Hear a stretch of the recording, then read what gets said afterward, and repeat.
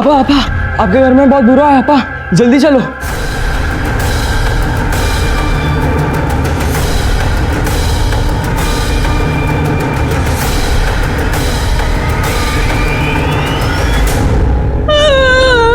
कौन किया रे ऐसा? दोज़ख में जाए जिसने मेरी दुनिया उजाड़ी है, अल्लाह देखेगा उसको।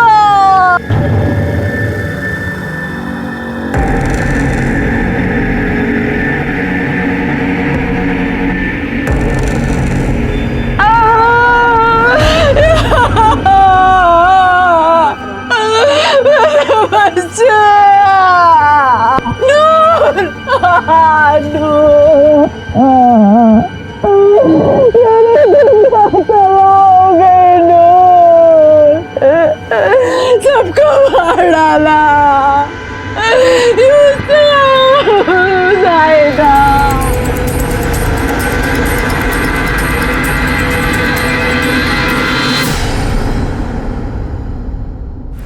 जन्म के साथ मिले रिश्तों के भी दायरे होते हैं, और जब ये अपने दायरे से बाहर निकलकर किसी दूसरे का हक मारते हैं या हावी होकर अपने आप को किसी दूसरे पर थोपते हैं, तो एक बेचैनी जन्म लेती है जो सन्नाटे की तरह बढ़ते हुए तूफान के आने का कारण बनती है। ऐसे में ये बेहद जरूरी है कि सबकी पहचान और नजरिए को जगह मिले, वरना सिर्फ अपने लिए जगह तलाशते ये रिश्ते गलत राह पर निकल पड़ते हैं और जिसके परिणाम बहुत भयावह होते हैं। और ऐसे ही रिश्तों में कश्मकश की दास्तां है हमारा आज का ये एपिसोड, जहां जुर्म कब कैसे किसकी शक्ल में दबे पांव आया कोई अनुमान तक नहीं लगा पाया। भिवंडी के धामनकर नाका की मंसूर चौल में सुबह बेहद मनहूस शक्ल लेकर आई थी, क्योंकि उसी चाल में रहने वाले मुख्तार बशीर के 2 बेटों और एक बेटी को किसी ने आधी रात में घर में घुसकर मौत के घाट उतार दिया था।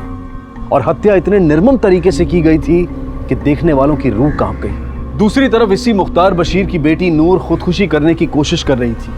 क्या आत्महत्या की इस कोशिश और इस हादसे का आपस में कोई संबंध था, या फिर ये दोनों घटनाएं एक दूसरे की पूरक थी? अब इन्हीं सवालों के जवाब पुलिस को ढूंढने थे।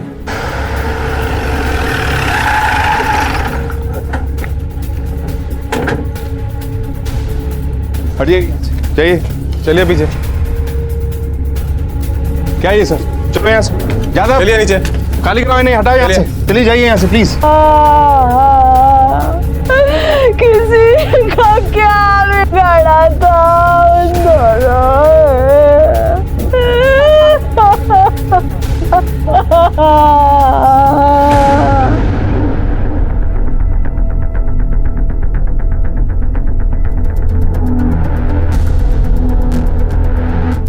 सर, तीनों का कत्ल गला काट कर किया गया है। घाव काफी गहरा है लेकिन लंबा नहीं है। और सर, जिस तरह से ये मर्डर किए गए हैं, ऐसे लगता है किसी कसाई का काम है। मर्डर वेपन मिला? नहीं सर, लेकिन दरवाजे की कुंडी काटी गई है। कब हुआ होगा इनका मर्डर? सर, जख्म और सूखे हुए खून के दाग देखकर तो लगता है तकरीबन 6-7 घंटे पहले ये मर्डर हुए होंगे। मतलब 4-5 बजे के आसपास? Right sir. इतनी सुबह तो आसपास के घरों के बुजुर्ग जाग जाते हैं। किसी ना किसी ने जरूर इनके चीखने चिल्लाने की आवाज सुनी होगी। सर, वो तो पूछताछ के बाद ही पता चलेगा। लेकिन सर, गला काटने के दौरान इनमें से कोई भी एक चिल्लाता तो बाकी 2 जाग जाते, मोहल्ले वाले जाग जाते और शायद ये हादसा होता ही ना। पर ये सब देख के तो ऐसा लगता नहीं है कि किसी ने भी चीखने की या भागने की कोशिश की होगी। ऐसे कोई मार्क्स भी नहीं मिले और सारी चीजें अपनी जगह पर हैं। अजीब बात है, 3 लोगों को गला काटकर बेरहमी से मारा गया, लेकिन किसी ने भी खुद को बचाने के लिए स्ट्रगल नहीं किया और ना ही कोई मदद के लिए चिल्लाया। जब ये मर्डर हुआ तो फैमिली के बाकी लोग कहाँ थे? सब कल रात को तो मैं काम पे था। शाम को 7 बजे मैं, नूर और नाजिया, हम तीनों घर से साथ में निकले। उनको रिश्तेदार के घर पे छोड़ा। उनके यहाँ शादी थी तो मेहंदी की रस्म थी, और फिर मैं वहाँ से काम पे चला गया। मेरी नाइट शिफ्ट थी सर। कल किसी खास वजह से नाइट थी या तुम नाइट शिफ्ट में ही काम करते हो? अरे साहब, अपनी मर्जी से कहाँ चलता है, वो तो फैक्ट्री वाले तय करते हैं। 15 दिन डे और 15 दिन नाइट। अच्छा, ये नूर और नाजिया वहाँ से घर कब लौटे? 7 बजे लौटी उधर से, देखा दरवाजा खुला है और मेरे बच्चे खून में। आप दोनों साथ में मेहंदी के लिए गई थी ना? अलग अलग क्यों आई? साथ में निकलने वाले थे मैडम, तो नूर बोली कि अम्मी तू जा, मैं अंडा अखबार और दूध लेकर आती हूँ तो वो पहले निकली थी वहां से। कितने पहले? 6 बजे के आसपास। पक्का 6 बजे के आसपास निकली थी? हाँ मैडम, मेरे को इसके लिए याद है कि हमने फजर की नमाज वहां साथ में पढ़ी थी।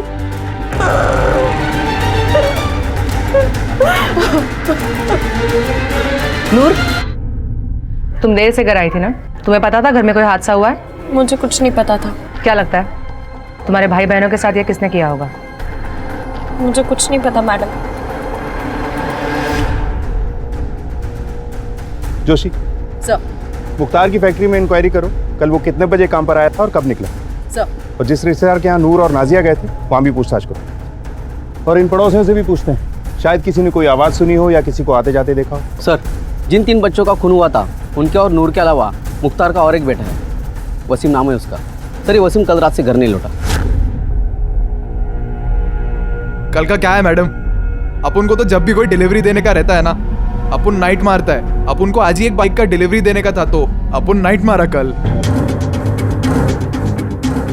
डिलीवरी इतनी इम्पोर्टेंट है कि तेरे भाई बहनों के साथ इतना बड़ा हादसा हुआ और तू घर नहीं पहुंचा? मैडम वो अपन के भाई लोग नहीं थे, वो अब्बू ने रिश्ता लाके थोपा अपन के ऊपर।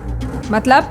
मैडम अब आप ही बताओ, 6 महीने पहले एक औरत को लाकर कहते हैं कि ये तेरी नई अम्मी है जिसके 3 बच्चे हैं, और मैडम ऐसे 2 मिनट में रिश्ते बन जाते हैं क्या? मैडम अपन मेहनत करके 4 पैसे कमा के खुश रहने वाला इंसान है, ऐसे चोर उचक के भाई लोग अपन कैसे कबूल करता? चोर उचक के मतलब?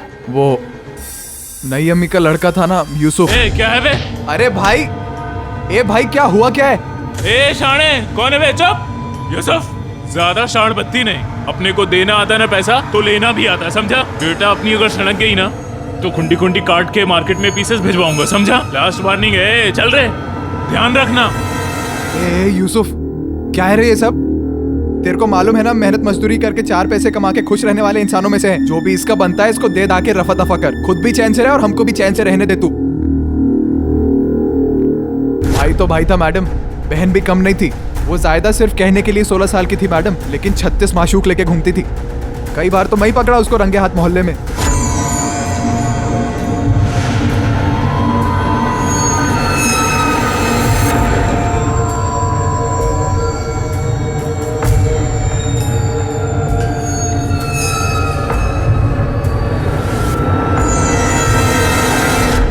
क्या तुम उन लड़कों को जानते हो जिन्होंने यूसुफ के साथ मारपीट की थी?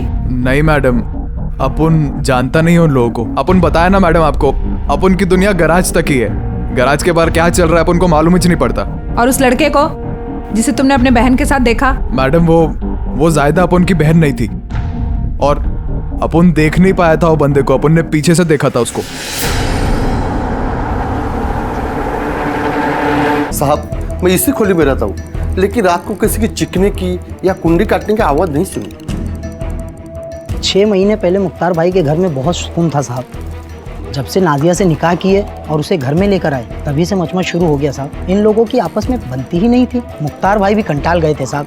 हर दूसरे दिन वो नाजिया से झगड़ा करते थे। झगड़ा किस वजह से होता था? कुछ ज्यादा नहीं साहब, छोटी मोटी अनबन होती थी, वो तो हर घर में होती है, उसको क्या तवज्जो देना। हाँ पर साहब, 15 दिन पहले बहुत बड़ा तमाशा हुआ था। किस बात पर? नाजिया ने नूर के लिए कुछ एक रिश्ता लाया था।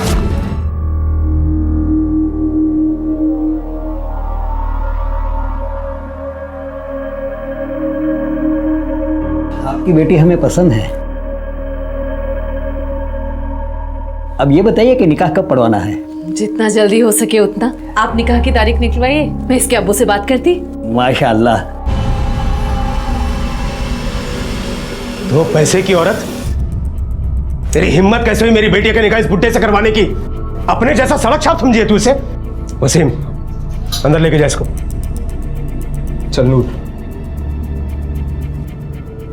रो, मुंह में दांत नहीं, पेट में हाथ नहीं। अल्लाह की नुमाइंदगी की उम्र में निकाह का ख्वाब सजा रहा है तू। निकल बाहर, निकल बाहर। और दोबारा अगर इधर नजर भी आया ना तो उसी वक्त दुनिया से रुखसत कर दूंगा तुझे। चल निकल। अरे अरे अरे, अजीब इंसान है आप। अपनी बीवी की बजाय हम पर नाराजगी दिखा रहे हैं। अरे आपको जो भी शिकायत है आप अपनी बीवी से। शिकवा शिकायत हिल हिल के करेगा बाहर। चल निकल बाहर, निकल निकल बाहर, और दोबारा नजर नहीं आना यहाँ पे। चल। उसके बाद क्या हुआ? उसके बाद बहुत देर तक मुख्तार ने नाजिया को गाली गलौज और मारपीट किया साहब। आजू बाजू वाले लोग भी बहुत देर तक देख रहे थे। अभी मुफ्त का मजा देखने को मिले साहब तो कौन नहीं देखेगा। खबरदार, अपनी औकात में रहे। मैंने तुझसे निकाह इसके लिए नहीं किया कि तुम मेरे बच्चों की जिंदगी में खड्डा खोदेगी। कोई जरूरत नहीं उनका नसीब बनाने की। तो उसके भले का सोची बात। अपने बच्चों के भले के बारे में सोच। और एक बात याद रख, मेरे बच्चों की जिंदगी में अड़ंगा अड़ाने की कोशिश मत कर। तुझे क्या लगा मेरे बच्चों की जिंदगी में अड़ंगा अड़ाएगी और तो मैं तुझे और तेरे बच्चों को छोड़ दूंगा? कहीं को इतना बात बढ़ा रहे तुम? हाँ, मैं तो सोची कि पैसा वाले घर में जाएगी तो खुश रहेगी वो। अरे थूकते हैं मैं और मेरे बच्चे ऐसे पैसे पर। ये सबक अपने बच्चों को पढ़ा। तेरी तहजीब दिखती है उनके मुंह पर। ये यूसुफ लुक्खा बन के घूमता है। क्या तेरी बेटी जायदा पूरे मोहल्ले में क्या गुल खिला रही है ना, सबको पता है। और ये पैदा तो हो गया लेकिन अकल ऊपर भूल के आ गया। अब ज्यादा बोल रहे हो तुम, मुंह मत खुलवाओ मेरा। बोलना भी नहीं। खबरदार मेरे बच्चों के बीच में आना नहीं, वरना अगर मैं अपनी पे आ गया ना तो बहुत पछताना पड़ेगा। सब बोला था मैंने कि मैं नहीं छोड़ूंगा उनको, लेकिन इसका मतलब ये तो नहीं कि बच्चों को जान से मार डालूं। सब आप ही बताइए, अगर आपकी बच्ची के साथ नाइंसाफी होगी तो आपको गुस्सा तो आएगा ना। तुमने ये नाइंसाफी वाली बात पहले क्यों नहीं बताई हमें? साहब वो बात तो खत्म हो गई थी, जहन में भी नहीं थी, इसलिए आपको बता ही नहीं। वो मेरे पे बहुत चिल्लाया सा। उस दिन से मैं कान पकड़ी कि मैं अब्दुल से नूर की बात कभी नहीं छेड़ेगी। झूठ बोलने का कोई फायदा नहीं है नाजिया। अब्दुल मुंह खोल चुका है कि उसके बाद भी तुम उससे मिलती रही और उससे प्रॉमिस करती रही कि नूर की शादी उसी से होगी। नहीं साहब, वो झूठ बोलता है। मैं उससे ऐसा कोई वादा नहीं की थी।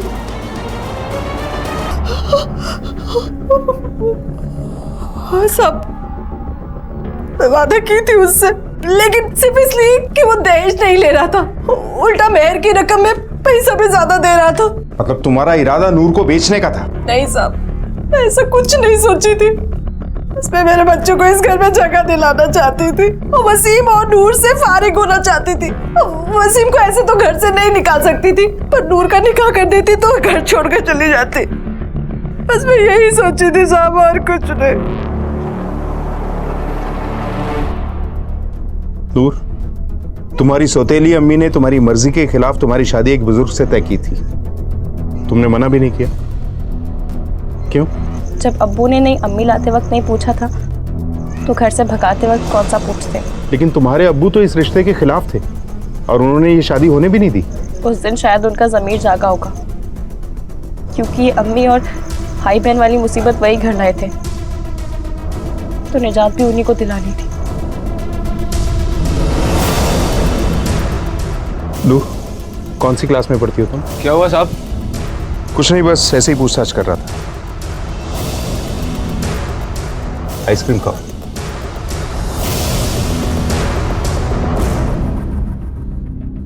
क्या पूछ रहे थे ये? बोलना, क्या बोल रहे थे? तू रो क्यों रही है? बोलना। सर, वसीम और मुख्तार ने नाजिया के बच्चों के बारे में जो बताया उसके मुताबिक ऐसा लगता है कि किसी कर्जा देने वाले ने या फिर जायदा के किसी आशिक ने कत्ल किए होंगे। हो सकता है, लेकिन एक दूसरी पॉसिबिलिटी भी है। पड़ोसियों के मुताबिक दोनों परिवारों की बनती नहीं थी और वसीम थोपे गए भाई बहन से नफरत करता था और मुख्तार भी अब इनकी जिम्मेदारी उठाना नहीं चाहता था। नाजिया और मुख्तार के बारे में जो इन्फॉर्मेशन मिली है उसके हिसाब से तो ये लगता है कि ये सब कुछ मुख्तार का ही किया जाए। तुमने उसकी फैक्ट्री में पूछताछ की? यस सर, उसके साथ काम करने वालों से पूछताछ की तो पता चला कि वो पूरी रात वहीं था। और सब वसीम, नाजिया और नूर भी अपनी बताई हुई लोकेशन पे मौजूद थे। सब लोग अपनी बताई हुई जगह पे मौजूद थे, तो फिर ये कौन हो सकता है जिसने ये तीनों कत्ल की? सर ये यूसुफ, सोहेल और जायदा, इन तीनों की पोस्टमार्टम रिपोर्ट।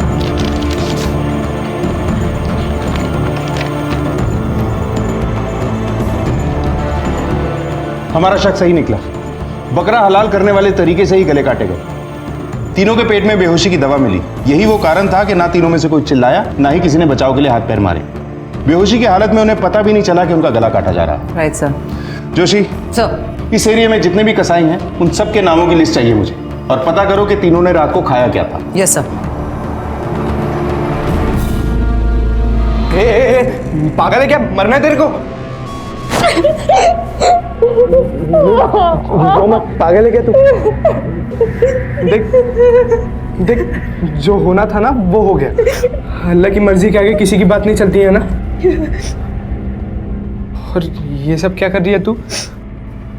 उधर उन तीनों को दफनाया नहीं है, उनको मिट्टी नहीं दी है, और तू तू चिकन बना रही है। अब्बू ने कहा था। उन्होंने कहा था? यूसुफ, सोहेल और जायदा ने रात को क्या खाया था? खाया क्या मैडम? खाना खाया था। वही पूछ रही हूँ, क्या खाया था?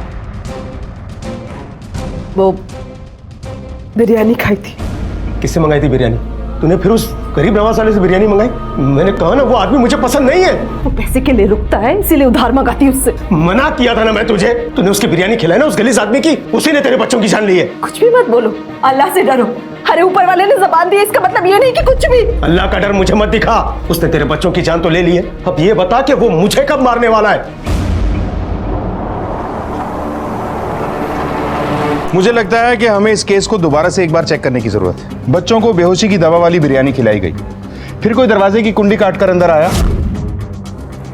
और तीनों के गले काट दिए। और जिस वक्त ये हादसा हुआ, फैमिली के बाकी लोग अपनी बताई हुई लोकेशन पर ही थे। जोशी, ये नाजिया जब भी कहीं बाहर जाती है तो गरीब नवाज होटल से बिरयानी मंगाती है। बोल, क्यों बेहोशी की दवाई मिलाई थी खाने में? क्यों मारा था नाजिया के बच्चों को? बोल। अपू ने कोई दवाई नहीं मिलाई मैडम, और अपू ने किसी को नहीं मारा मैडम। इतने बड़े डेगचे में मैडम बिरयानी बनती है, इसके अंदर अपन दवाई कैसे डालेगा? अपू ने तो मैडम पार्सल किया था, डिलीवरी तो अपन के लड़के करते हैं ना मैडम। उस लड़के का नाम क्या था जिसने डिलीवरी की थी? मैं ही उस दिन वो बिरयानी का पार्सल लेके गया था। उस घर के बाहर मैंने बिरयानी रखी और मैं वहां से निकल पड़ा। क्यों? बाहर रख के चले क्यों गए? किसी घर वाले के हाथ में क्यों नहीं दी? ऐसा ही चलता है मैडम, बहुत लोगों का डिलीवरी होता है ना, और कुछ लोग पैसा बाद में देता है, इसलिए वो मैं डिलीवरी का पार्सल घर के बाहर रख के वहां से चला जाता है। फिर जिसका वो पार्सल होता है वो ले लेता है। इसका मतलब है कि लड़के के बिरयानी रख के जाने के बाद किसी ने उसमें दवा मिलाई। मतलब कोई जानता था कि बिरयानी आने वाली है और डिलीवरी का तरीका भी। इसका मतलब ये कत्ल एक सोची समझी साजिश के तहत किए गए हैं। सर, ये काम इन्हीं चारों में से किसी एक का हो सकता है, मुख्तार, वसीम, नाजिया या नूर। और क्योंकि कत्ल के वक्त ये चारों लोग अपनी बताई हुई जगह पर मौजूद थे, इसलिए ये काम इन्होंने किया नहीं, शायद किसी से करवाया होगा। जोशी, ये जो किसी है ना, इसका पता लगाना हमारे लिए बहुत जरूरी है। Right sir. पता करो कि ये नाजिया इससे पहले कहाँ रहती थी, क्या करती थी और उसने मुख्तार से शादी क्यों की। सर, एक इन्फॉर्मेशन मिली है। क्या? सर, पूछताछ से ये पता चला कि मुख्तार भी बकरा काटता है। हकीका का बकरा काटने को लोग उसको ही बुलाते। हकीका मतलब? हकीका एक रस्म होती है जोशी, बच्चा पैदा होने के चौथे दिन हकीका किया जाता है।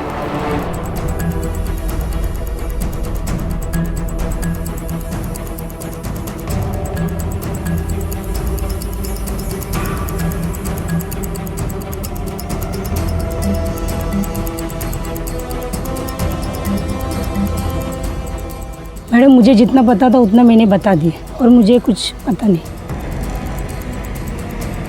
अरे नूर बेटा, कैसी हो?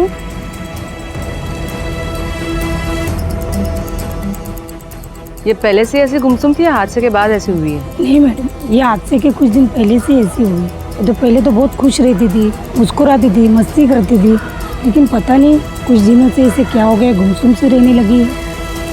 तुम और मुख्तार फैक्ट्री में एक ही शिफ्ट में काम करते हो ना? जी साहब। परसों रात जब उसके घर में हादसा हुआ, वो यहीं था तुम्हारे साथ? हाँ साहब, वो यही था। पूरा टाइम तुम्हारे सामने था?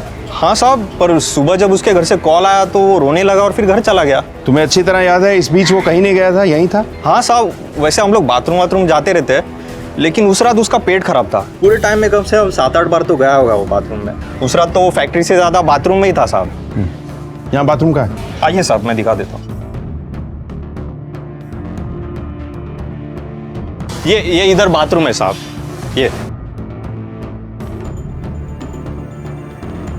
ये रास्ता कहाँ जाता है? साहब, ये रास्ता आगे से आप सीधा जाएंगे और राइट लेंगे तो भिवंडी के धामनकर नाके पे रास्ता निकलता है ये। और मुख्तार तो यहीं से पैदल चलता आता जाता है। और ये रास्ता उसके चौल के लिए शॉर्टकट भी है, तो 5-7 मिनट में चल के भी फैक्ट्री पे टच हो जाता है वो साहब।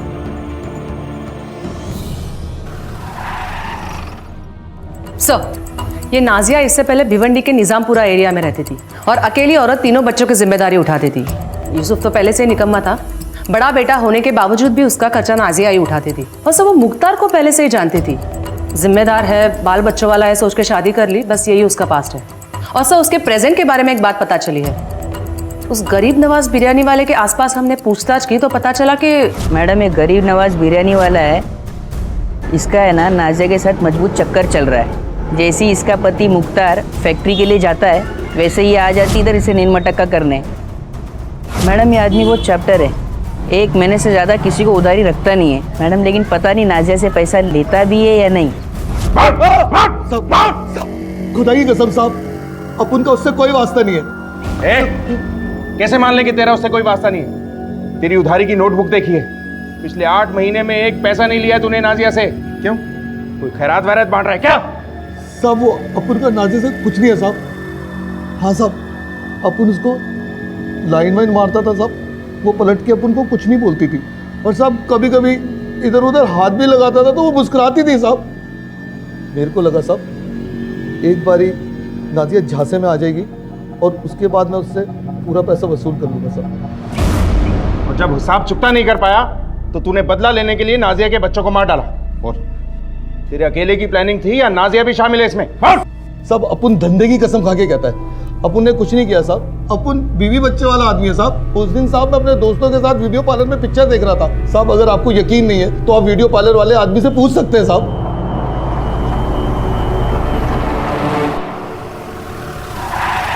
तुम मियाँ बीवी में झगड़े किस बात को लेकर रहते हैं? झगड़ा? हम दोनों में कोई झगड़ा नहीं था साहब। अच्छा, तुम्हें क्या लगता है हम बिना पता किए आ गए? सच सच बोलो, अभी 1 साल पहले तुम्हारी शादी हुई है और कुछ दिनों बाद ही तुम लोगों में झगड़े होने लगे, वो भी ऐसे कि पूरी चौल सुन सके। बोलो क्यों होते थे तुम लोगों में झगड़े? साहब मेरा मियाँ हमेशा मेरे से गुस्सा ही रहता था। किस बात का गुस्सा? मेरे बच्चों की वजह से। वो उससे निकाह करने में आनाकानी कर रहा था, तो मैं उससे निकाह के वक्त वादा की कि मैं मेरे 3 बच्चों को गाजियाबाद भेज दूंगी, पर मैं भेज ना पाई साहब। माँ हूँ, कैसे अपने बच्चों को अपने से दूर करती। इसी वजह से वो हमेशा मेरे से मचमच करता था, फूटी आंख निभाते थे मेरे बच्चों से, आंखों में चुपते थे। यही वजह थी झगड़े की। जोशी सर, इस मुख्तार का टाइम पूरा हो गया, उठवा लो इसे फैक्ट्री से। Yes sir.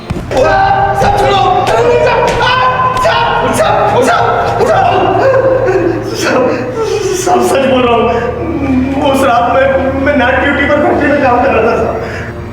जहाँ से बाथरूम जाने के बहाने तुम कई बार गायब हुए थे। असल में तुम उन तीनों को पसंद ही नहीं करते थे और इसलिए उनसे पीछा छुड़ाने के लिए तुमने उन्हें मार डाला, वो भी गला काट के, जिसमें तुम माहिर हो। मैं गायब नहीं हुआ था, उस दिन सचमुच मेरा पेट खराब था। सब ये मानता हूँ मैं कि उन तीनों को मैं पसंद नहीं करता, लेकिन मैंने उनको नहीं मारा, सच बोल रहा हूँ साहब। जोशी सब मैं सच बोल रहा हूँ साहब। सब भी अरे जोशी छोड़ दो इसे। सर? जोशी फिलहाल इसके खिलाफ हमारे पास सबूत नहीं है, लेकिन मिल सकता है, जिसके लिए इसे छोड़ना जरूरी है। नजर रखो इस पे, एक कांस्टेबल लगा दो इसके पीछे। Yes sir.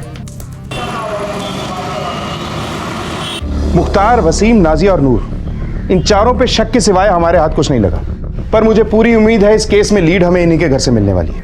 Joshi sir. Yusuf, Suhail और जाहिदा, इन तीनों के सामान की तलाशी लेनी पड़ेगी। हिस्ट्री निकालो इनकी। सर पड़ोसियों से पूछताछ के दौरान ये पता चला है मुख्तार की बेटी नूर पहले से ऐसी नहीं थी सर, अभी कुछ दिनों से ही सहमे सहमे रहने लगी है और पड़ोसियों का मानना है कि उसके साथ शायद कुछ हुआ है।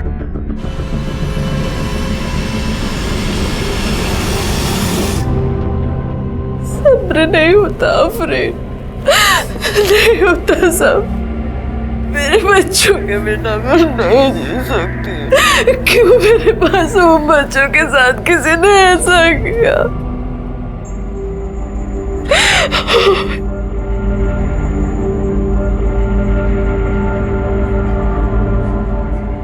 ए नूर उठ।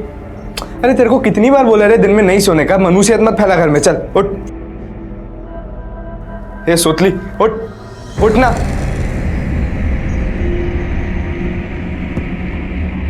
नूर, ए नूर, नूर उठ, नूर।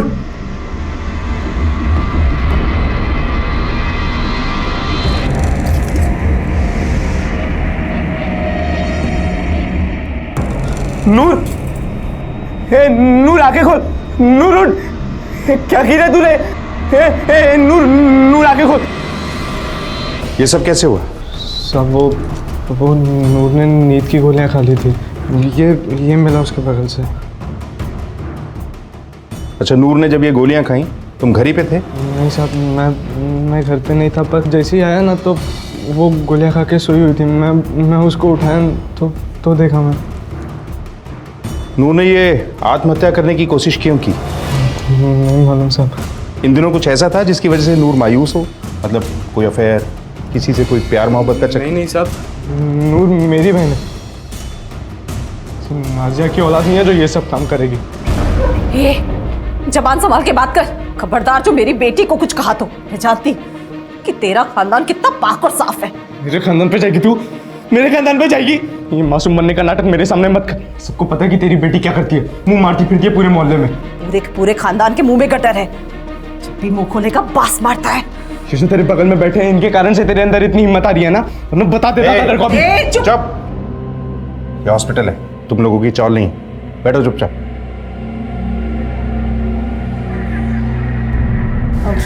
नूर की हालत अब ठीक है, लेकिन होश आने में थोड़ा टाइम लगेगा। इंस्पेक्टर, 1 मिनट आइए, मुझे आपसे कुछ बात करनी है। इंस्पेक्टर, डेफिनेटली ये सुसाइड अटेम्प्ट का केस है, लेकिन इस अटेम्प्ट की कोई बड़ी वजह है, क्योंकि नूर के बॉडी पे चोट और खरोच के काफी निशान हैं। आई एम श्योर इंस्पेक्टर, किसी ने उसे फिजिकल अब्यूज किया है, जिसकी वजह से उसने सुसाइड करने की कोशिश की। नूर, तुम्हें पता है कि आत्महत्या करना जुर्म है, इसके लिए सजा भी हो सकती है। होने दो साहब, वैसे भी मरना ही है। क्यों मरना चाहती हो? क्या हुआ तुम्हारे साथ, हमें बताओ। शायद हम तुम्हारी कुछ मदद कर सके।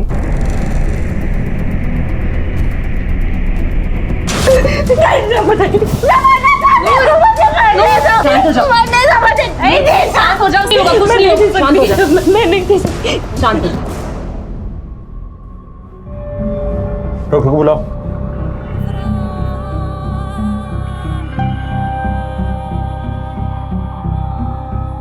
नूर की हालत को समझते हुए पुलिस ने उसके साथ सख्ती नहीं दिखाई, बल्कि उसका विश्वास हासिल किया, और नूर ने भी पुलिस को अपना हमदर्द पाया और अपने साथ हुए अत्याचार की कहानी उन्हें सुनाई कि कुछ दिन पहले कुछ लड़कों ने उसके साथ सामूहिक बलात्कार किया था। पुलिस ने नूर की काउंसलिंग का इंतजाम किया ताकि वो इस हादसे से बाहर आ सके, और इस सच्चाई से मिले पहलुओं ने इस केस को और संगीन बना दिया।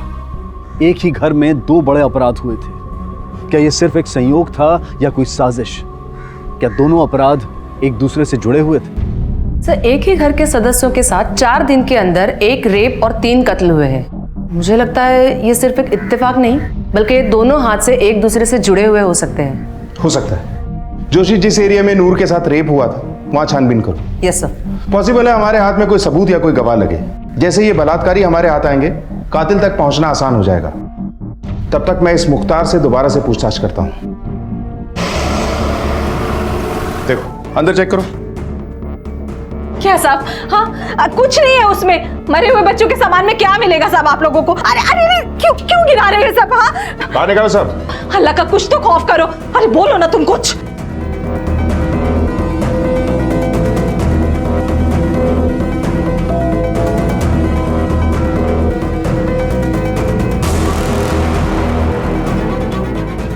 क्या ये सब? हाँ, पैसा।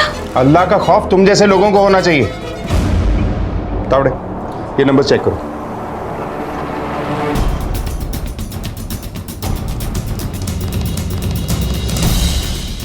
जी हाँ मैडम, पिछले लगभग 15 दिन से कुछ लड़के एक लड़की के पीछे हाथ धोके पड़े थे।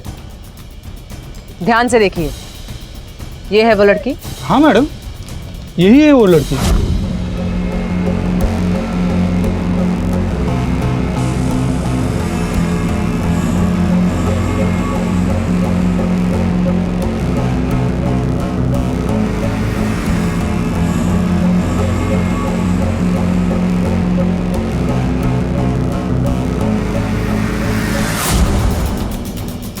अच्छा, इसी एरिया के हैं तो तुम तो जानते होंगे। कौन है वो लड़के? सबको तो नहीं जानता मैडम, 1-2 को जानता हूँ।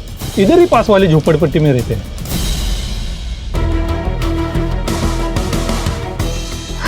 चेक करो इसमें। क्या मिलेगा उसमें साहब?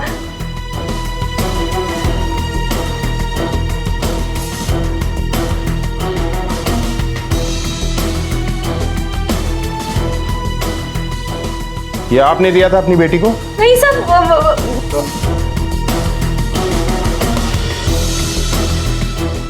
पहचानते हैं आप लोग इसे?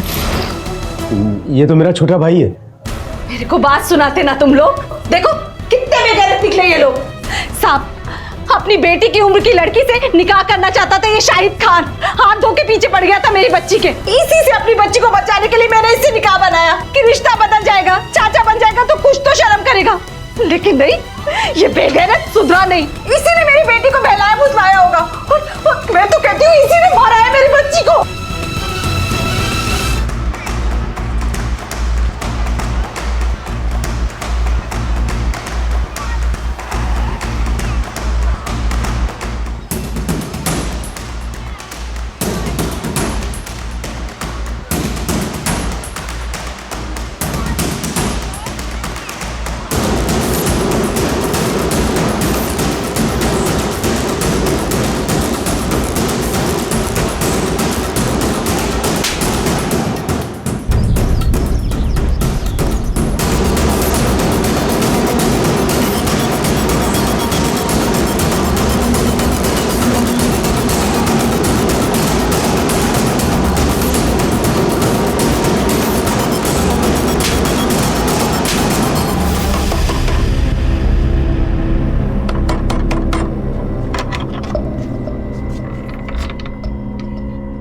क्या हुआ साहब? तलाशी लो। Yes sir. साहब पर हुआ क्या साहब?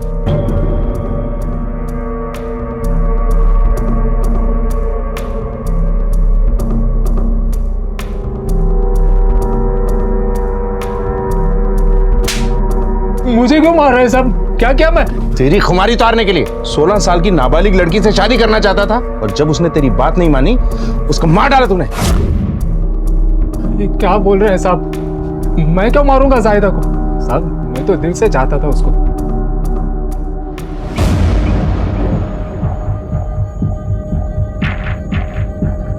सच्ची बोलता हूँ साहब, मैंने नहीं मारा। सर, ये मर्डर वेपन मिला है, इसके ऊपर खून के दाग भी है सर।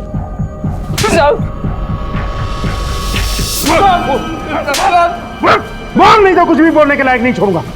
साहब मैं सच्ची बोल रहा हूँ साहब, मैंने ऐसा कुछ नहीं किया साहब। मैं काय को मारूंगा जाहिदा को साहब? क्योंकि तू जाहिदा से शादी करना चाहता था और नाजिया ने तेरे भाई मुख्तार से शादी करके तेरा प्लान चौपट कर दिया और बदला लेने के लिए तूने नाजिया के बच्चों का खून कर दिया। अरे नहीं साहब, मैंने ऐसा कुछ नहीं किया साहब। कुछ नहीं किया तो वो खून लगा चौपर तेरे घर में क्या कर रहा था? साहब मेरा धंधा है, वो तो रहेगा ना मेरे पास। मटन की दुकान है मेरी, वो जो खून लगा ना साहब उस पे वो इंसान का नहीं है, बकरे का है। धंधा दुकान पे होता ना, तो चौपर तेरे घर कैसे आया? कुर्बानी का बकरा काटने के लिए लेके आया था साहब। जाहिदा के बैग से हमें तेरी फोटो और कुछ गहने मिले। तूने दिए? कहाँ से आया उसके पास? हाँ साहब, मैंने ही दिए थे साहब। उसकी क्लास छूटने के बाद हम लोग मिला करते थे। हम लोगों ने प्लान बनाया था कि वो 18 के होते हैदराबाद भाग जाएंगे, वहाँ जाके निकाह करेंगे।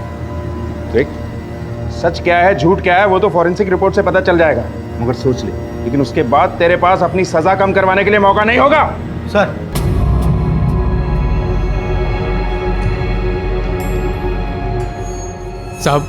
साहब मैंने कुछ नहीं किया साहब मुझे छोड़ दो साहब, मैंने कुछ नहीं किया है साहब।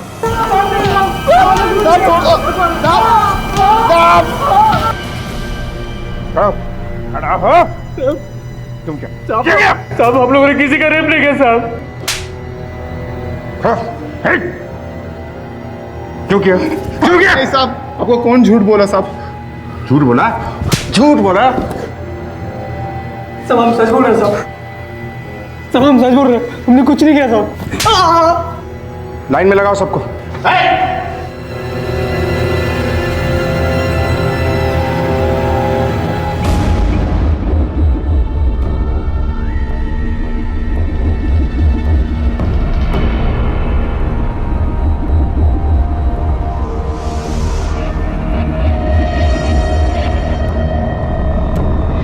मेरी जिंदगी बर्बाद कर दी तुम लोगों ने। क्या किया था मेरे साथ? क्यों मेरी जिंदगी बर्बाद की? मैं क्या करती? रुको ऐसे। अल्लाह ने तुम्हें दोजख में जगह नहीं देगा। अल्लाह छोड़ोगे नहीं मैं तुम्हें। क्यों मेरी जिंदगी बर्बाद कर दी तुम लोगों ने?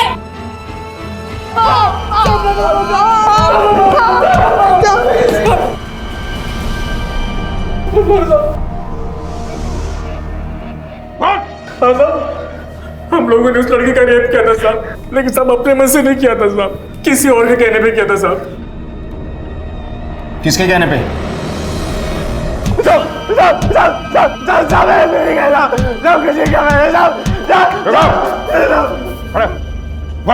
क्यों किया? हाँ साहब, मैंने बोला था उन लोगों को रेप करने को साहब। साहब पर मैं सच कह रहा साहब, मैं नूर के भले के लिए बोला था साहब।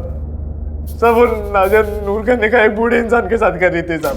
तब मेरे को और कुछ रास्ता दिखाई नहीं दे रहा था साहब। मैं सोचा कि नूर नापाक हो जाएगी तो ये रिश्ता टूट जाएगा साहब, और घर वाले ये बात किसी को बताते नहीं।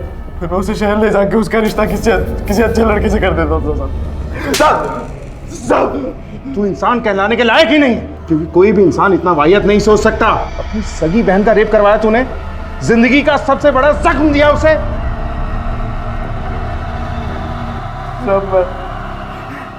मैं तो सिर्फ एक रात का दर्द दिलवाया था उसको साहब, लेकिन अगर वो बूढ़े इंसान से उसकी शादी हो जाती थी ना साहब, तो जिंदगी भर वो यही दर्द में जीती थी साहब। इतना मारो इसे कि ये मार ये जिंदगी भर तक ना भूले, और इसे एहसास हो कि एक रात का दर्द क्या होता है।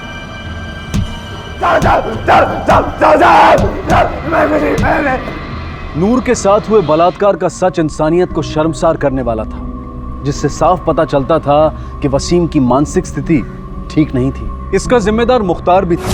उसने सिर्फ बाप होने के नाते अपने फैसले अपने बच्चों पर थोप दिए थे और उन्हें असुरक्षा की भावना के हवाले कर दिया, जिसने वसीम को जानवर बनाया और नूर को जिंदगी भर का दुख दे दिया। दूसरी तरफ शाहिद के चौपर पर लगा खून बकरे का ही साबित हुआ, और यह सवाल फिर से जीरो से शुरू हुआ कि आखिर ये कत्ल किसने किए। संदिग्ध कई थे, लेकिन सबूत एक भी नहीं था। सर, आपका शक सही निकला। उस रात ये तीनों मुख्तार के घर के आसपास ही थे।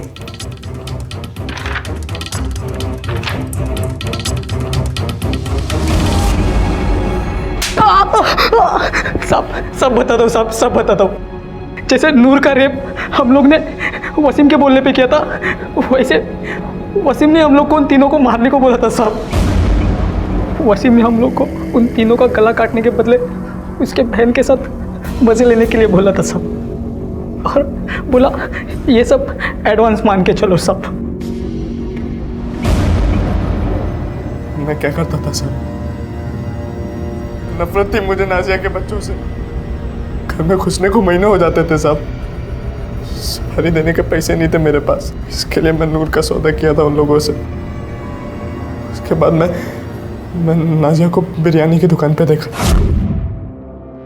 मैं समझ गया कि ये बिरयानी का ऑर्डर देने आई है। उसका थोड़ा देर बाद नूर मेरे गैराज पर आई और बोली, भाईजान तू गैराज क्यों आई रे? बोल।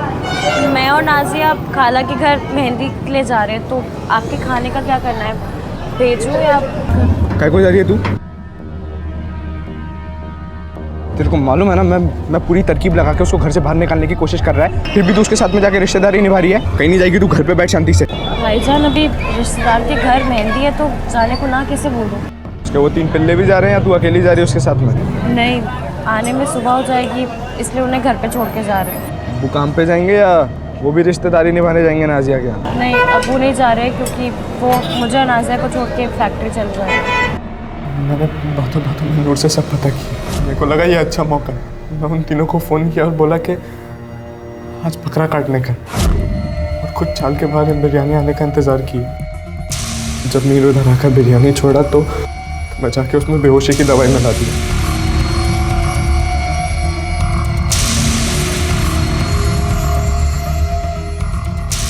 और भागा उधर से।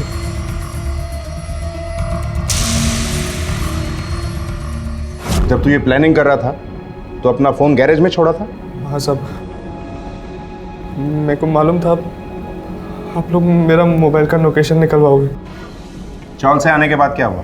उधर से आने के बाद जैसा जैसा मैं तय किया वो तीनों वैसे ही किए।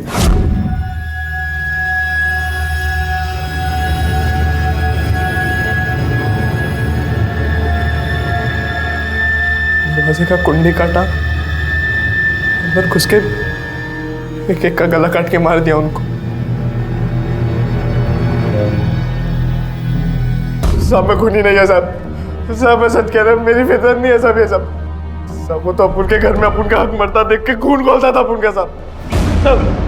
अपनी बहन का रेप करवाते वक्त खून नहीं खोला था तेरा? तेरे सारे गंदे जुनून शांत करने के लिए तुझे तेरी सही जगह पे भेज रहे हैं हम, जहां पर तेरे को अपनी फितरत परखने का पूरा मौका मिलेगा। साहब साहब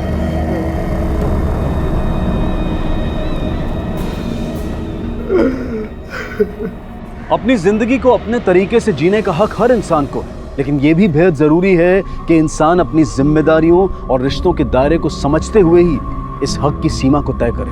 वसीम दरअसल मानसिक रोगी था, क्योंकि अपनी बहन क्या किसी का भी बलात्कार करवाना एक बीमार मानसिकता की निशानी है। स्वार्थ के इस खेल में नूर बेकार में ही पिस गई थी, लेकिन काउंसलिंग के बाद अब उसकी हालत में सुधार है। वसीम को नूर का बलात्कार करवाने की और यूसुफ, जाहिदा और सोहेल की हत्या करवाने की साजिश के लिए गिरफ्तार किया गया और उन तीनों लड़कों को नूर का बलात्कार करने और तीनों बच्चों की हत्या करने के लिए गिरफ्तार किया गया। फिलहाल ये सभी जुडिशियल कस्टडी में हैं। रिश्ते जब निभाने की बजाय फायदा उठाने के लिए इस्तेमाल किए जाने लगते हैं, तब गुनाह के रास्ते खुद ब खुद खुल जाते हैं और ये रास्ते सिर्फ काल कोठरी तक पहुंचाते हैं। संकेतों और संभावनाओं को नजरअंदाज करना हम में से ज्यादातर लोगों के स्वभाव का हिस्सा है, फिर वो चाहे सिगरेट के पैकेट पर छपी हुई वैधानिक चेतावनी हो या फिर सड़क के बीच लगा ट्रैफिक का सिग्नल। हम इन्हें देखते तो हैं, लेकिन इनका पालन करने की बजाय या सतर्क होने की बजाय इन्हें नजरअंदाज करके आगे बढ़ जाते हैं। जुर्म के मामले में भी ऐसा ही होता है। जुर्म हमें अपना शिकार बनाए उससे पहले कुछ संकेत या कुछ बुरा होने की संभावनाएं हमारे रास्ते में आती हैं, जिन्हें या तो ना देख पाने या फिर देखकर भी अनदेखा करने की वजह से हम जुर्म का शिकार बन जाते हैं। इस बात का सटीक उदाहरण है कानपुर एटा हाईवे पर घटी वो घटनाएं जिन्होंने ना सिर्फ पुलिस को सख्ते में ला दिया, बल्कि लोगों के दिलों में वो दहशत भर दी कि लोग इस हाईवे पर आने से भी डरने लगे।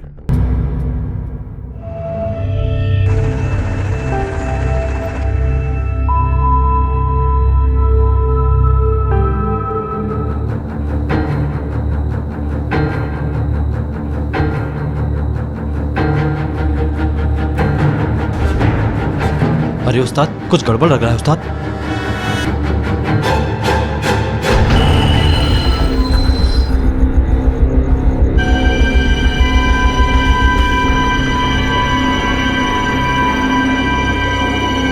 Hello,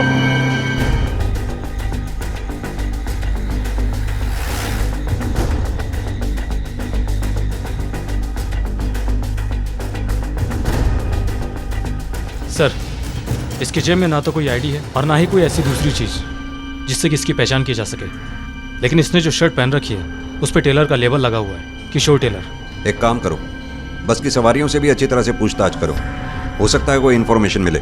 okay sir. तुमने तो ये हादसा होते हुए देखा था, उन कातिलों का चेहरा भी देखा होगा तुम लोगों ने। उन लोगों को तुम पहचान सकते हो? साहब, हम थोड़ी दूरी पर थे और अंधेरा काफी था, तो पहचान तो नहीं सकते, लेकिन हाँ साहब, 3 लोग थे।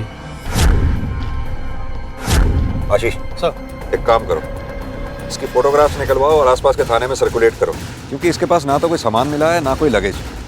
हो सकता है ये आसपास के किसी गांव का ही रहने वाला हो। जी सर। कानपुर एटा हाईवे पर 3 लोगों द्वारा बीच सड़क में एक व्यक्ति की चाकुओं से गोदकर हत्या कर दी गई थी। पुलिस के लिए इन हत्यारों को पकड़ना ही अकेली चुनौती नहीं थी, बल्कि सबसे पहली और बड़ी चुनौती थी इस मारे गए व्यक्ति की पहचान ढूंढ निकालना। सिर्फ इस आदमी की पहचान ही वो चीज नहीं थी जिससे पुलिस अब तक अनजान थी। वो अनजान थी इस हाईवे पर घटने जा रही एक दूसरी वारदात से, जो पहली वारदात की जगह से सिर्फ 30 किलोमीटर की दूरी पर घटने जा रही थी।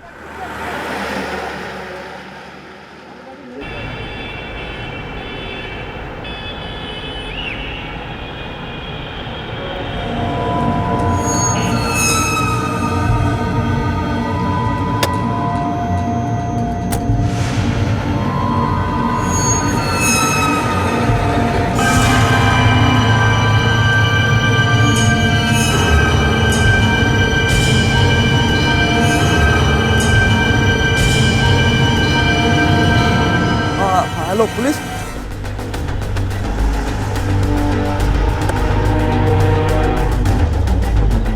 साहब मैंने ही फोन किया था।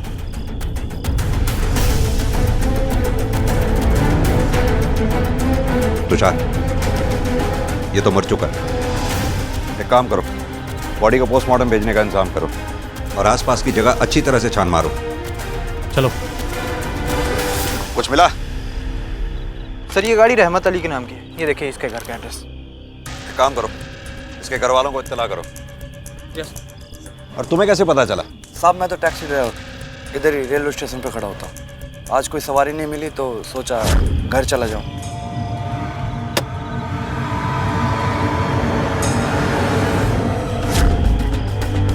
यहाँ आइए जल्दी।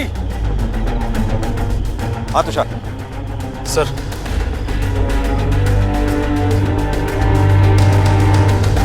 ये तो जिंदा है, फौरन एम्बुलेंस बुलाओ। सर। सर इधर देखिए।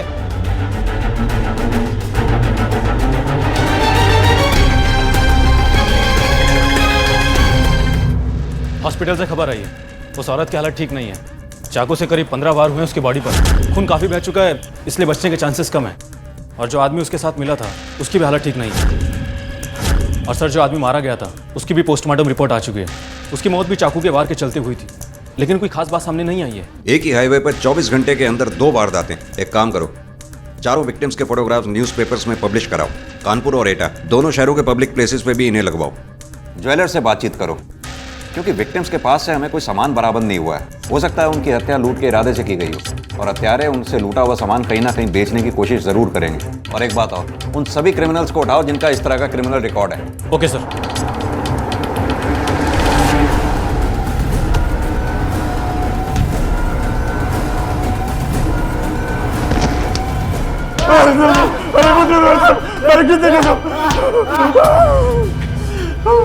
सीधी तरह से बताइए काम किसने किया है, वरना एक भी हड्डी साबुत नहीं बचेगी।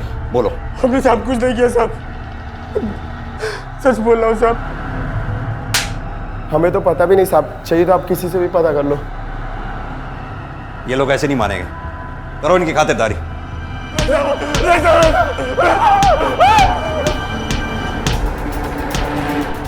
सर, सबके बारे में पूछताछ की।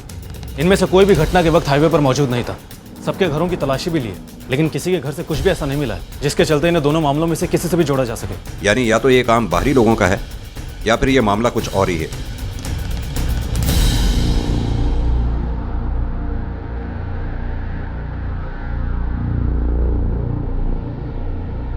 हम बहुत गरीब लोग हैं और हमारे पति कानपुर टैक्सी स्टैंड पर टैक्सी लगाते थे और वहीं से एटा, अलीगढ़ और लखनऊ के लिए सवारियां लेके जाते थे। वो तो लौट के आने वाले थे, उनका फोन भी नहीं आया। यानी तुम्हें नहीं पता कि तुम्हारे पति किस पैसेंजर को कहाँ लेकर गए थे? हम कुछ भी नहीं जानते इस बारे में। तुषार, चलो।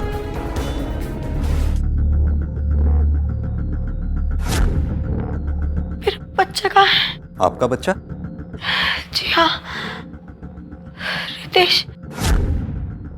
हादसे के वक्त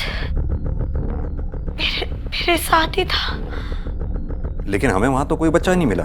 जिस टैक्सी में आप सफर कर रही थी वो ड्राइवर था और एक आदमी था जो शिवा, मेरे पति मेरे साथ ही थे। वो क्या शीतल जी, हमें बहुत अफसोस है। हम जब तक वहां पहुंचे वो दम तोड़ चुके थे। नहीं, ऐसा नहीं हो सकता। देखिए शीतल जी, आपको हमारी मदद करनी होगी। हो सकता है इस वक्त आपका बच्चा हमलावरों के पास हो। उसकी मदद हम तभी कर पाएंगे जब आप हमें कुछ बताएंगे। वो लोग कौन थे, ये सब कैसे हुआ, कितने लोग थे? सर, मेरे पति शिवम और बेटे रितेश के साथ एटा जा रही थी। खाना अच्छा था ना? हाँ। मुझे बहुत जोर से सुसु आई है।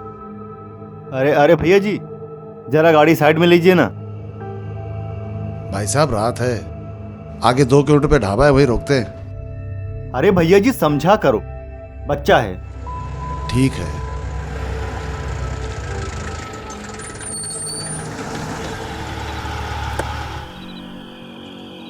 आजा बेटा। मैं अपने बेटे को पेशाब कराने के लिए झाड़ियों की तरफ गई, तभी पीछे से शिवम के चीखने की आवाज आई। शिवा,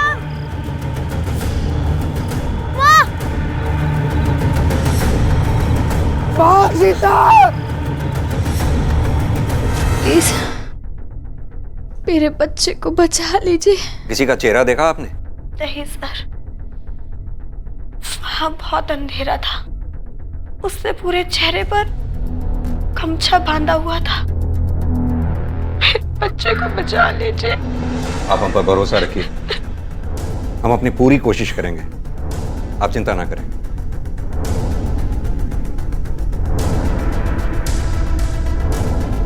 एक ही हाईवे पर हुए इन 2 हादसों में से एक हादसे में शिकार हुए व्यक्ति की पहचान अभी तक नहीं हो पाई थी और दूसरे हादसे में शिकार हुआ था एक परिवार जिसमें पति की घटनास्थल पर ही मृत्यु हो गई थी और पत्नी गंभीर रूप से घायल थी। इस महिला का नाम शीतल था और इसने अपने बयान में पुलिस को बताया था कि जब ये घटना घटी थी तब उस वक्त टैक्सी में उनके साथ उनका 8 साल का बेटा रितेश भी मौजूद था। लेकिन पुलिस को घटनास्थल पर ना तो वो बच्चा मिला था और ना ही उसकी बॉडी। क्या एक ही हाईवे पर एक दूसरे से कुछ ही दूरी पर और थोड़े ही वक्त के अंतर में हुए इन दोनों मामलों का आपस में कोई संबंध था? इन सवालों का जवाब ढूंढने के लिए पुलिस ने उस इलाके में सक्रिय सभी मुजरिमों और हिस्ट्री शीटर से कड़ी पूछताछ की, लेकिन उन्हें कोई जवाब नहीं मिला। कुल मिलाकर इस मामले में सफलता अभी कोसों दूर थी।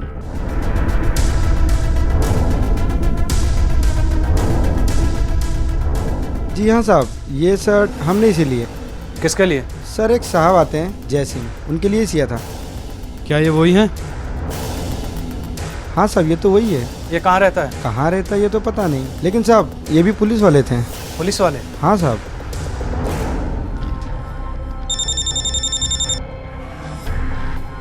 हेलो, ठीक है सर। वो बस ड्राइवर ने जिस आदमी का हाईवे पर मर्डर देखा वो शायद झुंझर का रहने वाला है। झुंझर में? हाँ सर, एटा से करीब 40 किलोमीटर की दूरी पर ये गांव है। एक बात और सर, जिस आदमी की वो शर्ट थी उसका पता चल गया, एक पुलिस वाला था। पुलिस वाला? सर, हेडक्वार्टर से ये फैक्स आया है। जयसिंह, सब इंस्पेक्टर एटा पुलिस। घटना वाले दिन से बिना किसी को इत्तला किए गायब है। उसके घर वालों को भी उसके बारे में कोई जानकारी नहीं।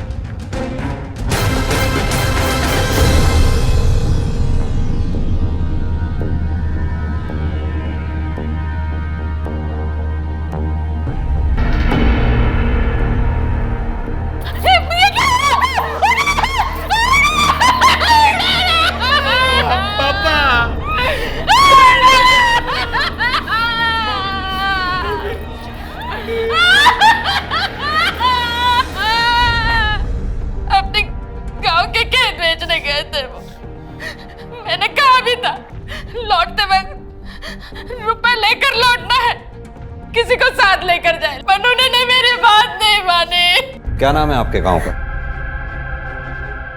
यही एटा के पास नरखी। हमारी वहां पुरुष देने जमीन थी, सौदा भी हो चुका था। ग्राहक 2 लाख रुपए देने वाला था, वही लेने गए थे वो। सर, मैं जानता हूँ मेरे पापा को किसने मारा।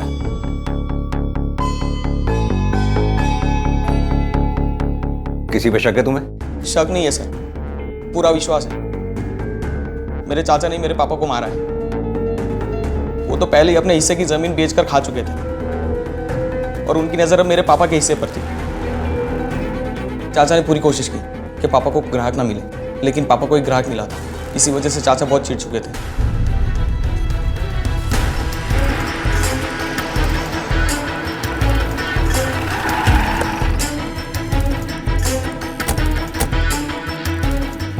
राम सिंह जी साहब, उस शाम ने आपसे झूठ कहा है जी। मेरे भाई जयसिंह से झगड़ा हुआ था, बोलचाल भी बंद थी, पर उसका कारण जमीन नहीं थी, उसका कारण उसका बेटा श्याम था। जिस वक्त तुम्हारे चाचा का मर्डर हुआ था उस वक्त तुम दोनों कहाँ थे? हम सब ट्रेन में थे साहब। एक रिश्तेदार की शादी थी दिल्ली में। हमारे पास टिकट भी है, अगर आपको यकीन ना है तो आप टीटी से भी पूछ सकते हो। इतने करीबी रिश्तेदार की शादी थी, फिर भी तुमने अकेले भेजा बच्चों को। तुम खुद क्यों नहीं गए उनके साथ? साहब, मैं भी जाने वाला था, पर जिस रात जाना था उसके एक दिन पहले गठिया का दर्द उठ गया।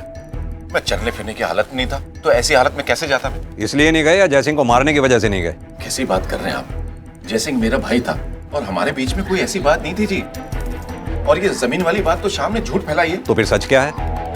किस बात पे झगड़ा हुआ था तुम्हारा जयसिंह के साथ? अरे जमीन ऐसे कैसे नहीं बेच सकता, मेरी जमीन है, मैं बेचूं कुछ भी कर। शर्म नहीं आती? पुरखों की जमीन तू इस नालायक के लिए बेचेगा? शर्म आरम की बात ना करो। इसको एडमिशन दिलाना मेडिकल में, इसके लिए जमीन तो बेचूंगा बेचूंगा। जयसिंह तू मेरा छोटा भाई है, ये तेरे को बर्बाद कर रहा है, ये नशा करता है, ये शराबी है। ये देखना आपका काम नहीं है।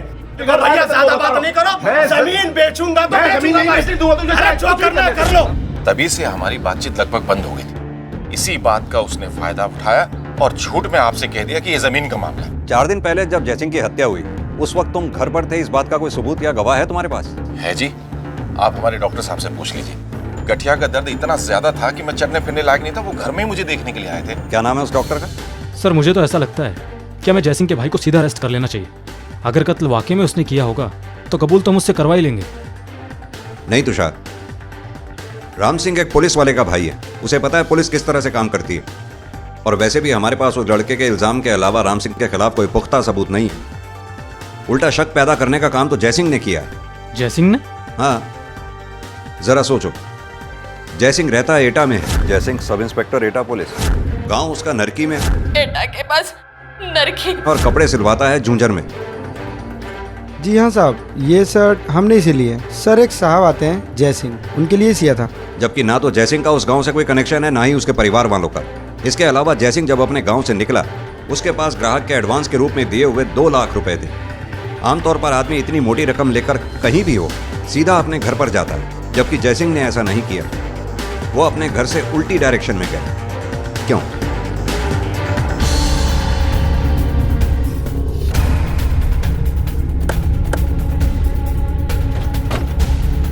अरे इधर आओ सब लोग। आज से 4 दिन पहले इस आदमी ने यहाँ से टैक्सी ली थी, पहचानते हो उसे? नहीं सर, मैंने तो इसे नहीं देखा। साहब इसे देखा तो है, ये गणपत की गाड़ी में गया था साहब। कहाँ मिलेगा ये गणपत? मैं गणपत हूँ साहब। क्या हुआ साहब? इस आदमी को पहचानते हो? जी साहब, 4 दिन पहले यहीं से लेकर गया था मैं इसे अपनी गाड़ी में। लेकिन बात क्या है साहब? इस आदमी का खून हो गया है 4 दिन पहले। इसे तुम कैसे मिले थे, कहाँ लेकर गए थे, सब जानना है हमें। जी साहब, मैं 4 दिन पहले यहीं से लेकर निकला था उनको अपनी गाड़ी में। एक काम करो, गाड़ी को यहीं साइड में रोक दो, मैं इधर ही उतर जाता हूँ, पास में ही जाना है। अरे साहब मैं छोड़ता हूँ ना। कोई बात नहीं, ये ले। अरे साहब मैं छोड़ देता हूँ ना। नहीं कोई बात नहीं, चलिए। वो जहाँ जाना चाहता था उससे बहुत पहले उतर गया था साहब। ठीक है, लेकर चलो मैं जहाँ उसे छोड़ा था। जी साहब। बैठो तुषार।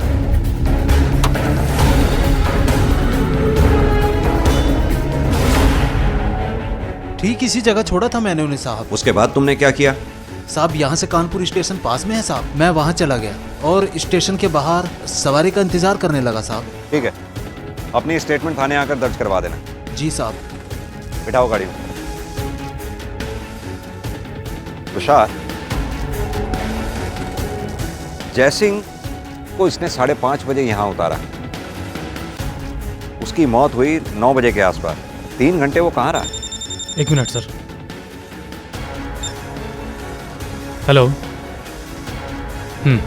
ठीक है सर, हॉस्पिटल से फ़ोन था, उस ड्राइवर रहमत को होश आ गया। चलो।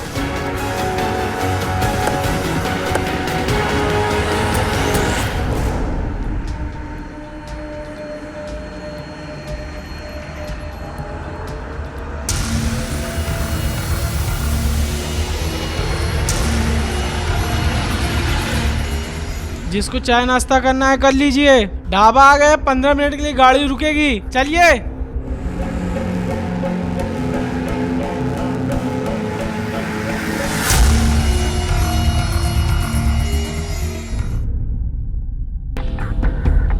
क्या हुआ था उस दिन?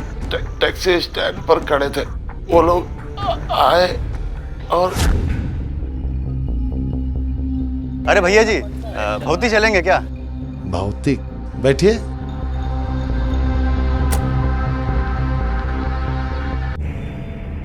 खाना अच्छा था ना? हाँ। मुझे बहुत जोर से सुसु आई है। आजा बेटा। अरे शीतल जल्दी करो। आपको नहीं पता वो औरत और बच्चे का क्या हुआ? उस औरत का नाम शीतल है, उस पर भी चाकू से वार किए हैं, लेकिन वो बच गई है। अल्लाह का लाख लाख शुक्र। कितने लोग थे? उनका चेहरा देखा आपने? एक ही था साहब। रहमत जिसकी टैक्सी में सफर करते वक्त ही शीतल और उसके परिवार पर हमला हुआ था और जो खुद उस हमले में गंभीर रूप से घायल हुआ था, उसके बयान से पुलिस को कोई नई इंफॉर्मेशन नहीं मिली। रितेश अब भी गायब था। पुलिस को अब तक उसके बारे में कोई इंफॉर्मेशन नहीं मिली थी, लेकिन एक अनजान शख्स था जो इस बच्चे रितेश को साथ लेकर घूम रहा था। पर ना तो इस शख्स ने अब तक रितेश के बदले में फिरौती की कोई मांग की थी और ना ही उसका ऐसा करने का कोई इरादा दिखाई दे रहा था। यह शख्स रितेश के साथ क्या करने वाला था या क्या करना चाहता था, यह कहना बहुत मुश्किल था। रितेश मेरा बच्चा कहाँ है तू? वापस आ जा रितेश।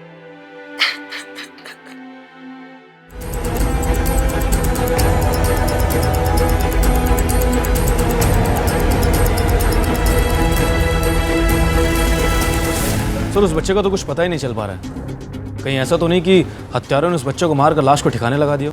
नहीं तुषार, अगर उन्होंने उस बच्चे को मारना ही होता तो वो बच्चे को साथ लेकर क्यों जाते? हालांकि ये बात अभी हमें साफ नहीं है कि उस बच्चे को ले जाने के पीछे उनका मकसद क्या था। लेकिन सर एक बात समझ में नहीं आ रही है, अगर कातिलों को फिरौती नहीं चाहिए थी तो बच्चे को लेकर क्यों गए? तुषार, या तो ये कड़ियां आपस में जुड़ी हुई हैं या फिर ये मामला कुछ और है। और सबसे बड़ा सवाल तो ये है कि वो बच्चा इस वक्त है कहाँ?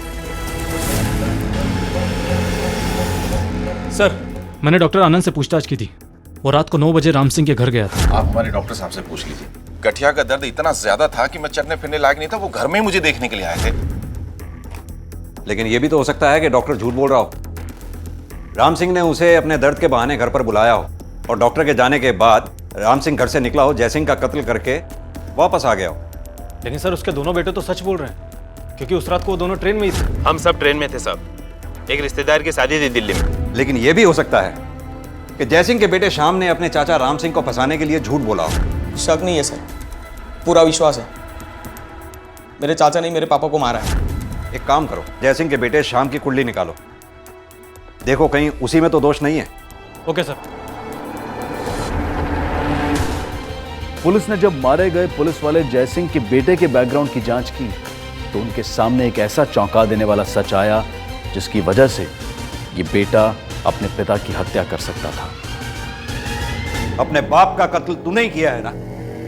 वो 2 लाख रुपए भी तूने ही उनसे लूटे थे, ड्रग डीलर्स का उधार चुकाने के लिए, है ना? नहीं सर, ये झूठ है सर। सर मैं मानता हूँ कि मैं ड्रग्स लेता हूँ, ये भी मानता हूँ कि मुझ पर कर्जा है। सर इसके लिए कोई बेटा अपने बाप को क्यों मारेगा? ड्रग्स इंसान से कुछ भी करा सकती है, अपने बाप का खून भी। सर मैं मानता हूँ, इसलिए तो ड्रग्स छोड़ने की कोशिश कर रहा था मैं। आप पता करवा लीजिए सर, मैं कितने दिनों से वहाँ पर नहीं गया हूँ।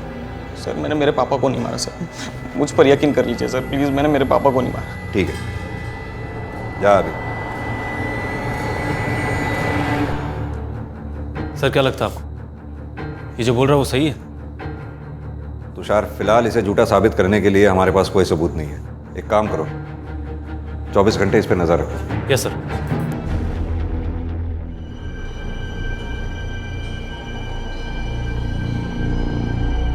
मैडम जी, हम अल्लाह से दुआ करेंगे कि आपका बेटा आपको जल्दी मिल जाए। खुदा हाफिज।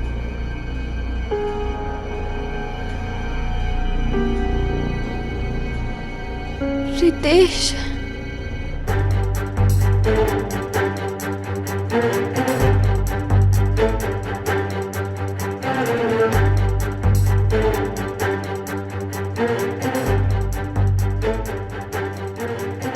आप इसको जानते हो? हाँ साहब, इस आदमी को तो मैं देखा साहब। यहाँ पर रहता तो नहीं था, लेकिन अक्सर आ जाया करता था साहब। हमारी दुकान से सिगरेट वगैरह खरीद कर यहाँ से चला जाता था साहब। कहाँ जाता था, कुछ मालूम है? अब ज़्यादा तो नहीं मालूम साहब, लेकिन सुना है किसी संध्या नाम की ओर से चक्कर था साहब उसका, वहीं पर जाता होगा साहब। ये संध्या रहती कहाँ पे? देखो, यहाँ हम तुम्हारे और जयसिंह के रिश्ते की बात करने नहीं आए, हम यहाँ जयसिंह के खून की तफ्तीश करने के लिए आए। साहब उन्हें जब छुट्टी मिला करती थी तब वो मुझे घर पर मिलने आया करते थे। 14 तारीख को भी आया था? हाँ साहब, करीबन 6 बजे आए थे।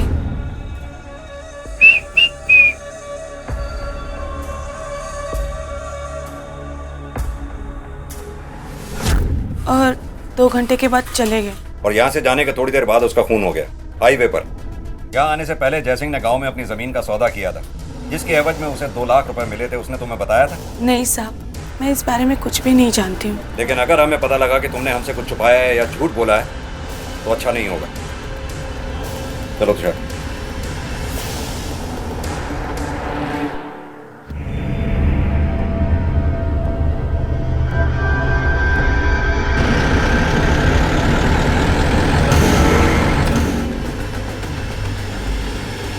कैसे हुआ ये सब? मैं आराम से गाड़ी लेके आ रहा था सर, सडनली मेरी गाड़ी के सामने आकर टकरा गई। या तो ये किसी चाकू से वार किया गया है या फिर किसी धारदार हथियार से। एक काम करो, बॉडी को पोस्टमार्टम के लिए भेजो। Okay sir.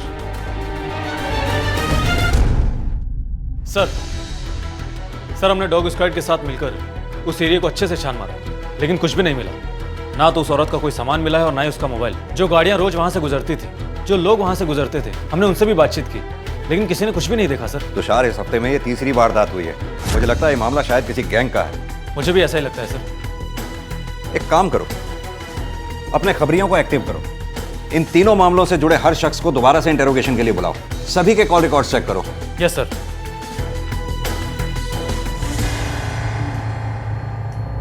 इतना प्यारा है ना, बिल्कुल वैसा ही जैसा हम सपने में देखा करते थे, है ना? तुम माँ बन गई है और मैं बाबा। बस कुछ दिन हमें इसे लेकर यहीं रुकना पड़ेगा। क्यों?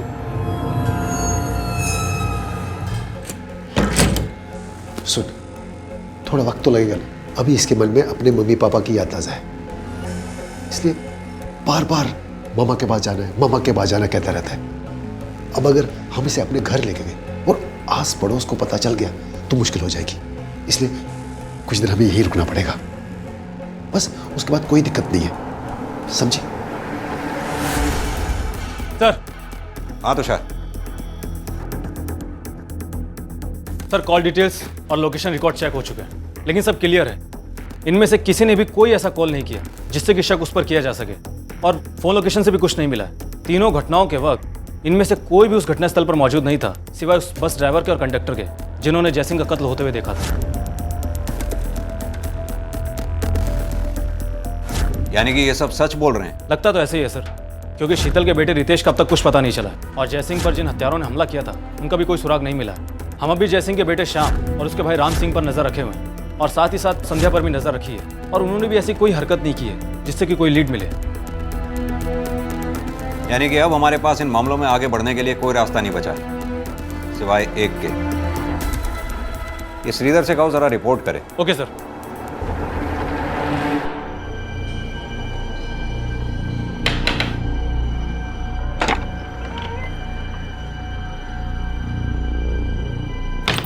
क्या हुआ? बहुत परेशान लग रहे हो। एक गिलास पानी लेके आओ।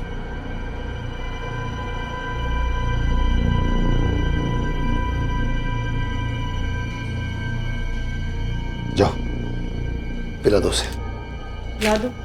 हाँ हाँ पिला दो उसे।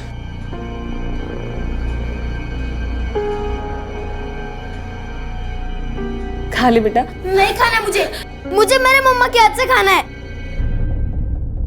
अब तक की जांच से पुलिस को लगने लगा था कि हाईवे पर हुई इन सारी वारदातों का जिम्मेदार कोई एक ही गिरोह है, जिसके मन में कानून को लेकर ना तो कोई डर है और ना ही पुलिस को लेकर कोई खौफ। इस हाईवे पर एक हफ्ते में 3 वारदातें हो चुकी थी, जिनमें 3 लोग अपनी जानें गंवा चुके थे, और पुलिस की हर संभव कोशिश के बाद भी उनके हाथ कोई सफलता नहीं लगी थी।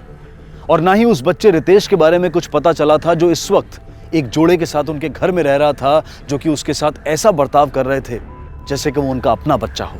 दूसरी तरफ जयसिंह की हत्या को लेकर भी पुलिस पर उंगलियां उठ रही थी कि अगर पुलिस अपने ही एक साथी को इंसाफ नहीं दिला पा रही है तो एक आम आदमी की सुरक्षा को लेकर उन पर कैसे यकीन किया जा सकता है। इन्वेस्टिगेटिंग टीम पर हर तरफ से दबाव पड़ भी रहा था और हर बीतते दिन के साथ बढ़ भी रहा था, और यह भी डर था कि कहीं ऐसा एक और हादसा ना हो जाए। कहाँ है बेटा तू?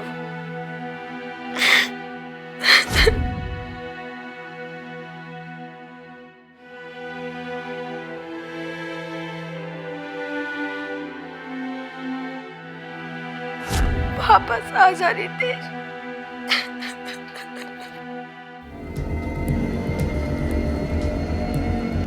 चलो बस से चलते हैं। अरे बस से क्यों जाएंगे, टैक्सी लेते हैं ना। वो देखो सामने टैक्सी स्टैंड है, चलो। ए भैया। हाँ साहब, एटा चलोगे क्या? चलेंगे साहब। कितने लोगे? 450 लगेगा साहब। ठीक है चलो, चलिए साहब। अरे नहीं नहीं, इसे मेरे पास रहने दीजिए। बैठिए, आइए।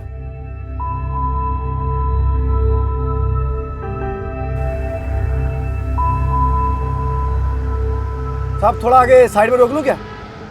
किस लिए भाई? थोड़ा बाथरूम जाना था सर। बिल्कुल रोको भाई, ये भी कोई पूछने की बात है? जी साहब। लगा लो साइड में गाड़ी।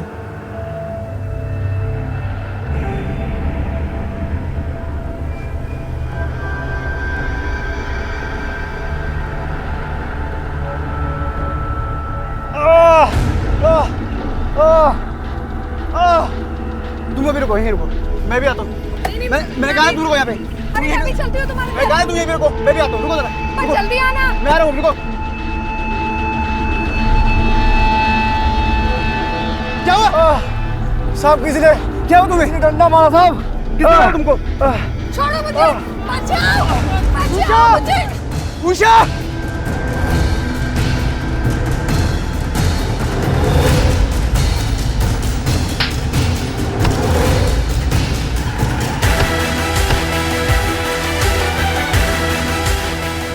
चल लेके चलो, चल चल लेके ये उठा, गाड़ी में डाल, रख अंदर चल।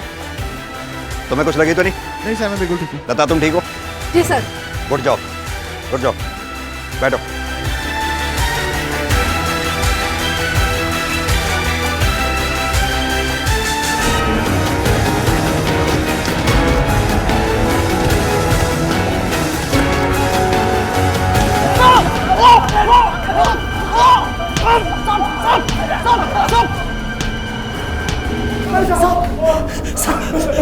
साहब हमको माफ कर दो साहब। हमारा एक गैंग है साहब, जिसमें हमारे अलावा और भी कई टैक्सी ड्राइवर शामिल है साहब। जब भी कोई ड्राइवर किसी सवारी को लेकर जाता तो उसके पीछे पीछे 2-3 ड्राइवर और निकल जाते और उससे आगे निकलकर उन जगहों पर जाकर छुप जाते थे साहब। मैडम 1 मिनट ज़रा टॉयलेट जाता हूँ थोड़ा गाड़ी।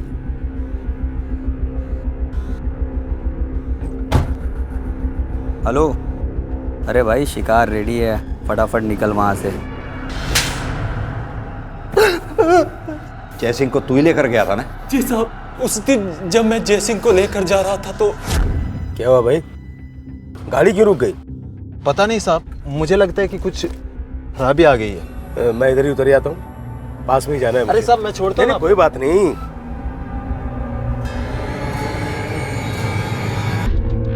हेलो, अरे कहाँ हो तुम? वो अभी अभी गाड़ी से नीचे उतर के चला गया। हाँ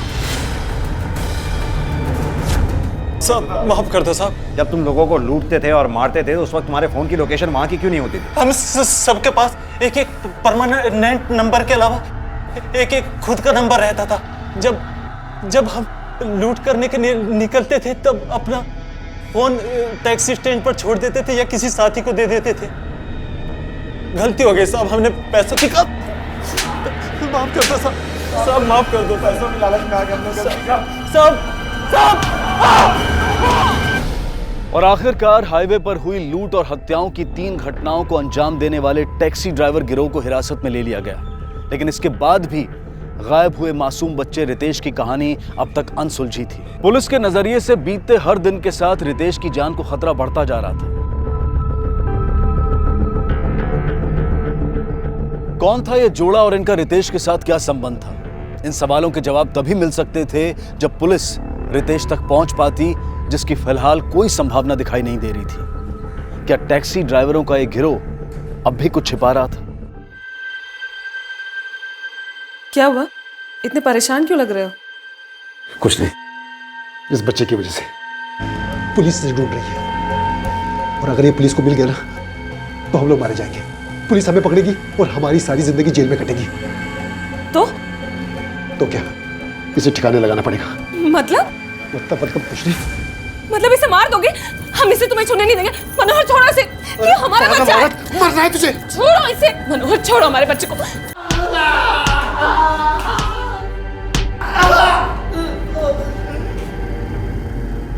उनके साथ एक बच्चा भी था, क्या किया तूने उसके साथ? बोल। मारा साहब, बताता उस दिन। अरे भैया जी, भौती चलेंगे क्या? भौतिक? बैठिए।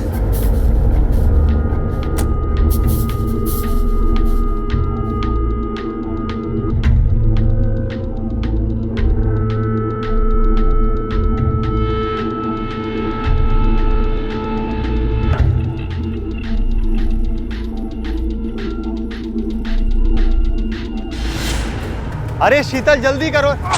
रितेश चल यहाँ से, भाग जल्दी। और फिर मनोहर बच्चे को लेकर चला गया। हॉस्पिटल से निकल के सबसे पहले मैंने मनोहर को कॉल किया।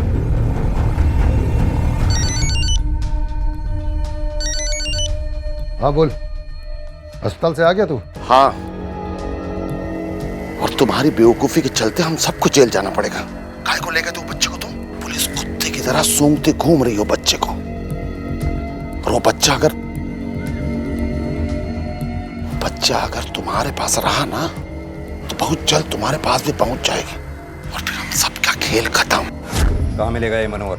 नहीं पता था, आज सुबह से उसका नंबर भी बंद आ रहा है और हमें नहीं पता कि वो बच्चे को क्यों लेके गए और उसके साथ क्या करने वाला है। हेलो सर, जिस लड़के को आप ढूंढ रहे हो रितेश को, उसको मैंने भगरमंडी इलाके में देखा है।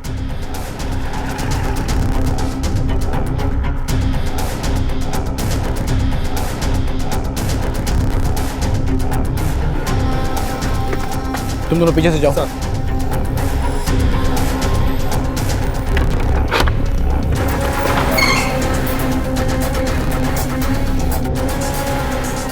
पूरे घर की तलाशी लो ठीक से।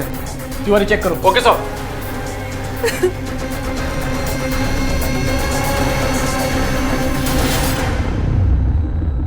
कहाँ है मनोहर? मनोहर बच्चा किधर है? बचा लो साहब, मेरे बच्चे को बचा लो। ले गया वो। मनोहर छोड़ो हमारे बच्चे को, छोड़ो। अरे पागल औरत, पुलिस हमें पकड़ेगी ना तो इसको असल माँ बाप को लौटा देंगे। जब ये हमारे पास रहेगा नहीं तो हम क्या ऊपर इसके लिए। कहाँ लेकर गया मनोहर उस बच्चे को?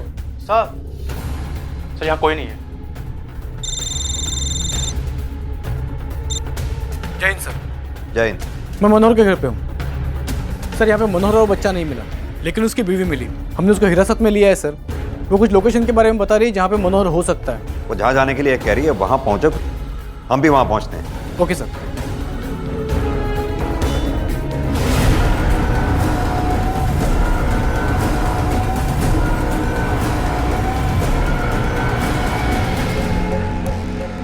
तुझे माँ बाबा के पास ले चलता हूँ। छोड़ दे, छोड़ दे। अगर आप लोग आगे बढ़े ना, इस बच्चे को मार दूंगा। देख मनोहर, मान जा, बच्चे को छोड़ दे। मैं अभी भी कह रहा हूँ। मनोहर छोड़ दो उसे, हमारा बच्चा नहीं है। तू लेके आई ना इनको? इस पिल्ले के लिए इतना वो अपने पति को धोखा दे रही है तू? मनोहर, अभी भी कह रहा हूँ छोड़ दे इसे, वरना गोली मार दूंगा मैं। नहीं, छोड़ दे।